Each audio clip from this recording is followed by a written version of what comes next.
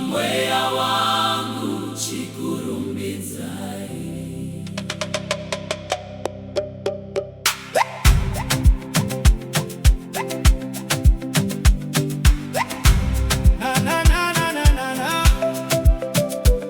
Ndakayambuka rwizi mvura ichierera, muvengi aiti ndizvo zvaita ndanyura.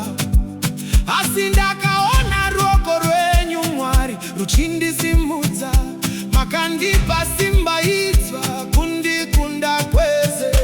Nyasha dzaMwari dzandikundisa, ndinofara mukuvapo kwenyu.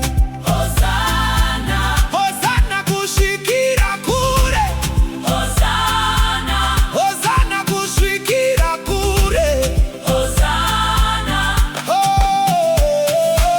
Mandaifunga kuti ndega rimara ndidzivira.